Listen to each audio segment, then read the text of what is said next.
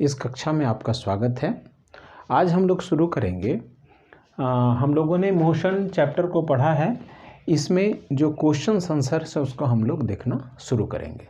सबसे पहले प्रश्न बनाने से पहले आइए कुछ मुख्य बातें। एक चीज़ है कि किलोमीटर प्रति घंटा, किलोमीटर पर आवर से मीटर प्रति सेकेंड में किसी चाल को कैसे बदलें। देखिए 1 किलोमीटर पर आवर का मतलब हुआ 1 किलोमीटर बटा में 1 आवर। अब आइए इस किलोमीटर को हम लोग मीटर में चेंज करते हैं, तो 1 गुने 1000 मीटर हो गया, और घंटा को जो आवर है उसको सेकंड में चेंज करें तो 1 गुने 60 में मिनट हो गया, फिर 60 से चेंज करें तो सेकंड हो गया। अब इसी को हम लोग थोड़ा कैंसिल करें, यहाँ 0 0 2 से करिए, 2 तिया 6 और ये हो गया आपका 50। अब फिर यहाँ 0 ये 0, तो देखिए क्या बचा ऊपर में 5 मीटर बटा में 6 तिया 18 सेकेंड, मतलब 5/18 ऐसे भी लिख सकते हैं मीटर प्रति सेकेंड। अर्थात यदि किलोमीटर पर आवर में हमको दिया हुआ है, कोई चाल दी हुई है, तो उसको हम लोग यदि मीटर प्रति सेकेंड में चेंज करना चाहें तो उसको 5/18 से डायरेक्ट गुणा कर देंगे तो वह हमारा चेंज हो जाएगा मीटर प्रति सेकेंड में। अब हम लोग आते हैं किताब में दिए हुए क्वेश्चंस की तरफ। सबसे पहले हम लोग आते हैं इन टेक्स्ट क्वेश्चन, पेज नंबर 110 में। आप देखिए जो पहला प्रश्न दिया हुआ है, एक वस्तु के द्वारा कुछ दूरी तय की गई, क्या इसका विस्थापन 0 हो सकता है? अगर हाँ तो अपने उत्तर को उदाहरण के द्वारा समझाइए। सबसे पहले देखिए हम जानते हैं कि किसी वस्तु का विस्थापन 0 भी हो सकता है, इसलिए हम लोग लिखेंगे हाँ विस्थापन 0 हो सकता है। अब एक उदाहरण दिया जाए, हम लोग मान लीजिए कोई वस्तु A से चलना प्रारंभ करती है और B तक पहुंचती है, और फिर वह B से चल के A तक आ जाती है। तो देखिए यहाँ दूरी कितनी हो गई, कुल पथ की लंबाई मतलब 30 मीटर प्लस 30 मीटर, कुल कितना हो गया 60 मीटर। अब आइए विस्थापन हम लोग जानते हैं प्रारंभिक बिंदु और अंतिम बिंदु के बीच की न्यूनतम दूरी। तो देखिए A से चल के B आई और B से चल के पुनः A तक आ गई, मतलब प्रारंभिक बिंदु भी A और अंतिम बिंदु भी A, अर्थात दोनों के बीच विस्थापन कुछ नहीं है, 0 है, तो यहाँ विस्थापन 0 हो गया। तो इस उदाहरण से पता चला कि किसी वस्तु का विस्थापन 0 भी हो सकता है। आइए हम लोग क्वेश्चन नंबर 2 को देखें। क्वेश्चन नंबर 2 में कहता है कि एक किसान 10 मीटर भुजा वाले वर्गाकार खेत के चारों ओर चक्कर लगाता है। वह एक चक्कर लगाता है 40 मिनट में, तो 2 मिनट 20 सेकेंड के बाद उसका विस्थापन क्या होगा? सबसे पहले आइए मान लीजिए हम लोग यहाँ A को मानते हैं प्रारंभिक स्थिति, यहाँ से वो चलना शुरू करता है, A से B, B से C, D A, इसी तरह से वो चक्कर लगा रहा है। आइए कैलकुलेशन करें।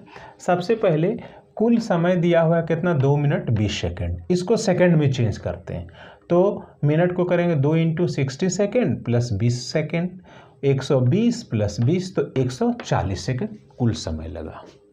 अब उसको एक चक्कर लगा, मतलब A से चल के फिर A पे आएगा, तो कहता है 40 सेकेंड लगता है। तो कुल कितना चक्कर वो लगाएगा, तो हमारा हो जाएगा क्या, कुल दिया हुआ समय और एक चक्कर में लगा समय, उसको भागा देंगे तो हमको कुल चक्करों की संख्या निकलेगी। तो यहाँ हम लिखें चक्करों की संख्या 140 बटा में 40। चलिए ये 0 0 कट गया, ये तो सेकेंड कैंसिल हो ही जाएगा, 2 दूनी 4, 2 सत्ते 14, तो हो गया 7/2 चक्कर। इसको पूर्णांक करेंगे तो 3.1/2 चक्कर आया, मतलब वह 3 चक्कर पूरा लगाएगा और उसके बाद आधा चक्कर लगाएगा। तो देखिए यहाँ A उसकी प्रारंभिक स्थिति है, इसको हम लोग ऐसे दिखा दे रहे हैं। यहाँ से चलना शुरू किया तो 3 चक्कर, जैसे यहाँ से फिर यहाँ आया 1 चक्कर, तो विस्थापन चूंकि यही प्रारंभिक अंतिम स्थिति है 0 हो गया। फिर दूसरा चक्कर में यहीं आया, फिर 0 हो गया। तीसरा चक्कर यहाँ आया तो ए पर ही है, 0 है। अब फिर आधा चक्कर चलेगा तो देखिए यहाँ से यहाँ ये 4 भुजा का आधा 2 भुजा हो गई, तो ये उसकी हो गई अंतिम स्थिति, यहाँ हो गया सी, उसकी हो गई अंतिम स्थिति। तो विस्थापन उसका क्या है, प्रारंभिक स्थिति और अंतिम स्थिति के बीच की दूरी, तो यह हुआ AC। तो हमने लिखा विस्थापन AC बराबर, देखिए ये समकोण त्रिभुज बन गया ABC, इसमें विकर्ण हो गया, तो AC बराबर √AB² प्लस BC², तो ये 10² प्लस 10² मीटर, तो यहाँ √200 मीटर, इसका रूट निकालिए तो हो जाएगा कितना, 100 का 10 और अंदर में 2 मीटर। इस तरह से 2 मिनट 20 सेकेंड के बाद उस किसान का विस्थापन होगा 10√2 मीटर। देखिए अगला हम देखें 3 नंबर क्वेश्चन। 3 नंबर क्वेश्चन में है कि विस्थापन के लिए निम्न में कौन सही है। ए कहता है यह शून्य नहीं हो सकता। हम लोग जानते हैं कि विस्थापन शून्य भी हो सकता है, इसलिए यह कथन सही नहीं है। तो हम लोगों ने लिखा ए के लिए सही नहीं है।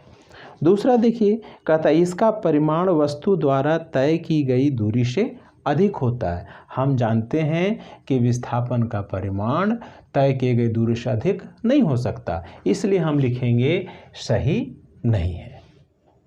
आइए अब पेज नंबर 112 के प्रश्नों को देखें। पहला प्रश्न है चाल एवं वेग में अंतर बताइए। देखिए यहाँ है चाल, इधर हो गया वेग। पहला है एकांक समय में तय की गई दूरी को चाल कहते हैं, लेकिन एकांक समय में तय किए गए विस्थापन को वेग कहते हैं। दूसरा देखिए चाल अदिश राशि है जबकि वेग सदिश राशि है। तीसरा देखिए गतिमान वस्तु के लिए चाल शून्य नहीं हो सकती, जबकि गतिमान वस्तु के लिए वेग शून्य भी हो सकता है।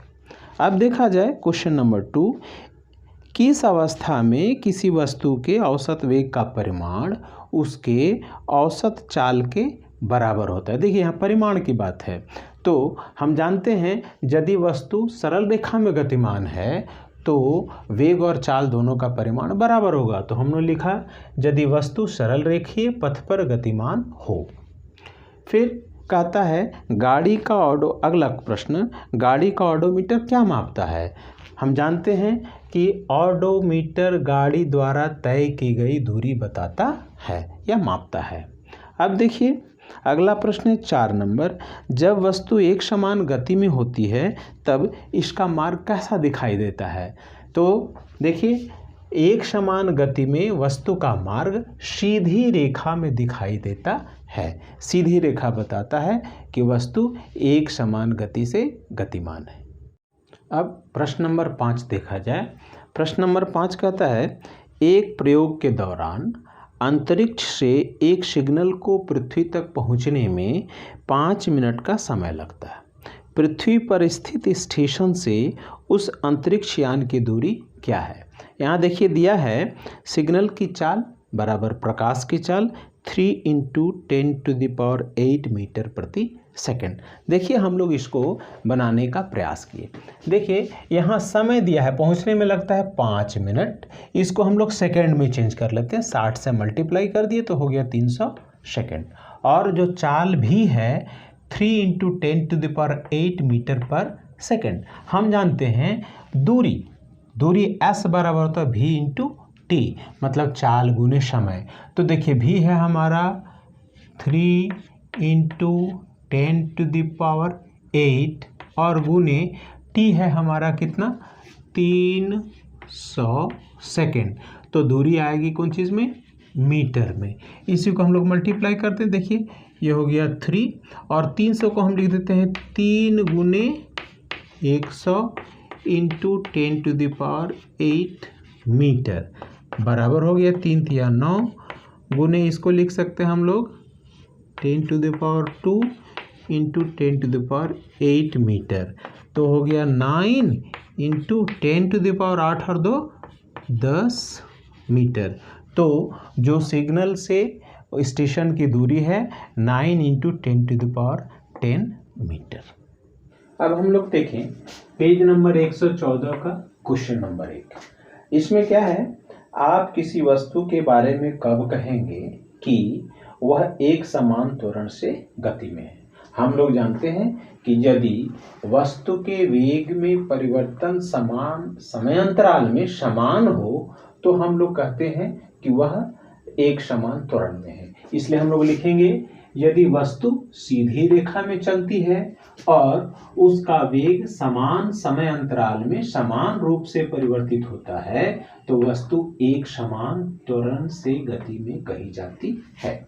अगला इसी का 1 का 2 नंबर है, वह असमान त्वरण से गति में है।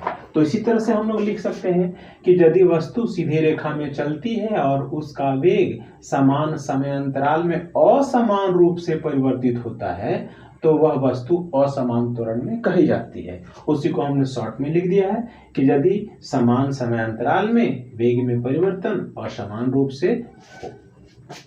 आइए अब हम लोग क्वेश्चन नंबर 2 देखें।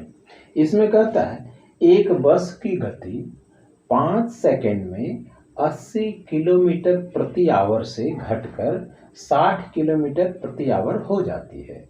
बस का त्वरण ज्ञात कीजिए। ध्यान दीजिए, इसमें प्रारंभिक वेग u है 80 किलोमीटर प्रति घंटा पर आवर।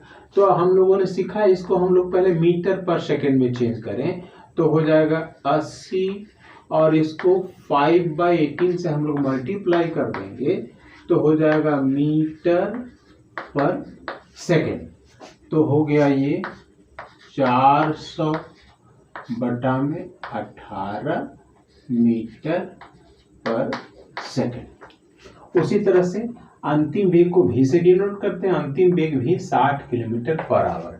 इसको भी हम लोग चेंज कर दें, बराबर हो गया 60/18 गुने 5 मीटर पर सेकेंड, बराबर ये हो जाता है हमारा 300/18 मीटर पर सेकेंड। और समय कितना, समय 5 सेकेंड, तो समय t बराबर 5 सेकेंड। अब देखिए त्वरण a बराबर होता है v - u/t। तो हम लोग यहाँ बैठा है, v हमारा ये है 300/18 माइनस 400/18 और ये पूरे में बटा है हमारा t हो गया 5। इसी को सॉल्व किया हम लोग, देखिए ये हो गया 18, यहाँ हो गया 300 माइनस 400 और ये पूरा बटा में है 5। तो इसको आगे हम लोग लें तो हो जाएगा -100/18 गुने 5 मीटर प्रति सेकंड स्क्वायर। चूंकि त्वरण का मात्रक ये होगा, इसी को हम लोग डिवाइड कर दें तो ये हो गया 20, 10 और ये 9, बराबर हो गया 10/9 मीटर प्रति सेकंड स्क्वायर। इसी को करेंगे तो लगभग आएगा 1.11 मीटर प्रति सेकंड स्क्वायर। इस तरह से हम लोगों ने उसका त्वरण ज्ञात कर लिया। क्वेश्चन नंबर 3 देखा जाए, ये कहता है कि एक रेलगाड़ी स्टेशन से चलना प्रारंभ करती है और एक समान त्वरण के साथ चलते हुए 10 मिनट में 40 किलोमीटर पर आवर की चाल प्राप्त करती है। इसका त्वरण ज्ञात कीजिए। देखिए कहता है कि यह रेलगाड़ी चलना प्रारंभ करती है, इसका मतलब चलने से पहले वो विराम में है, इसलिए इसका प्रारंभिक वेग u हो गया 0। चली है कितना, 10 मिनट, तो t हो गया 10 मिनट। इसको सेकंड में चेंज किए, 10 गुने 60 600 सेकंड। अच्छा, फिर वो 10 मिनट के बाद उसका वेग हो जाता है 40 किलोमीटर पर आवर, तो अंतिम वेग भी हो गया 40 किलोमीटर पर आवर।